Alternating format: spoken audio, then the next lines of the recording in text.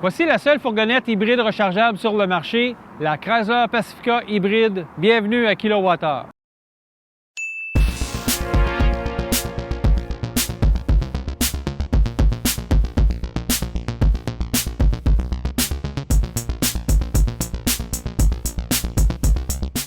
Alors, qui dit famille, dit fourgonnette. Et le seul modèle présentement offert sur le marché, c'est toujours la Chrysler Pacifica hybride. Ce modèle a la particularité de parcourir près d'une cinquantaine de kilomètres en mode purement électrique. Chrysler parle de 51 km précisément. Donc, assez pour les déplacements quotidiens au jour le jour, mais sans se soucier pour faire les plus longs trajets à l'extérieur de la ville. En termes de consommation, le Chrysler Pacifica hybride fait une moyenne de 4,5 litres au 100 selon les tests qu'on a fait en 2017 lors du lancement du véhicule. Et c'est quand même très bien considérant que cette voiture-là pèse près de 3000 kg. Donc c'est vraiment quelque chose d'impressionnant. Aussi, il y a un V6 à l'intérieur sous le capot, donc c'est quand même pas pire 4,5 litres au 100. En ce qui concerne la recharge, la Pacifica hybride se recharge en 2 heures au niveau 2, soit le 240 volts. Mais il faut compter 14 heures si on la recharge sur une prise de 120 volts, le niveau 1. Donc, il faut vraiment être patient si on est en niveau 1. Et il faut rappeler que la recharge rapide n'est pas disponible sur la Pacifica hybride.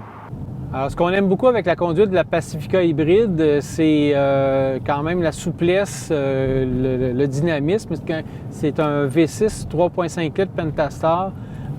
Propre aux produits Chrysler qui se retrouvent sous le capot. Donc, ça donne quand même un bon dynamisme, considérant que, encore une fois, c'est un véhicule quand même assez lourd.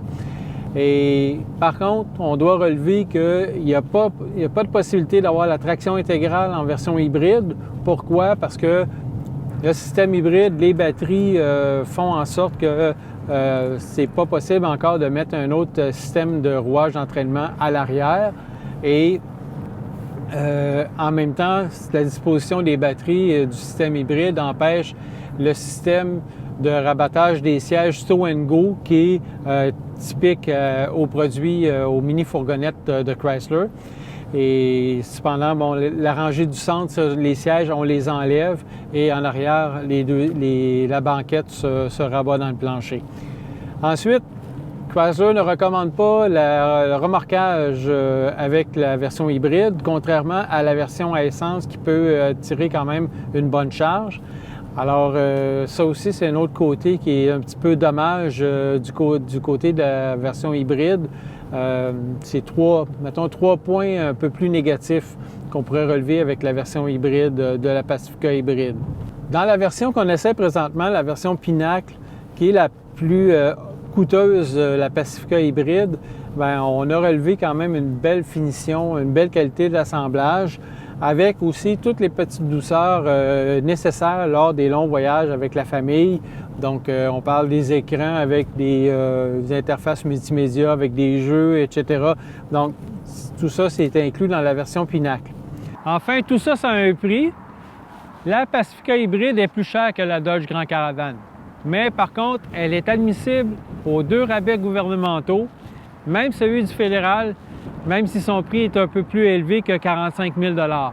Ça, c'est ce qu'on appelle la clause Pacifica parce que cette voiture-là est construite à Windsor, en Ontario. Donc, c'est l'exception que le gouvernement fédéral a accordée à Chrysler pour pouvoir vendre des Pacifica hybrides. Alors, ce modèle-ci peut avoir le rabais de 5 000 $ du fédéral, mais aussi le 8 000 $ du gouvernement du Québec, parce que le modèle coûte moins de 60 000 $.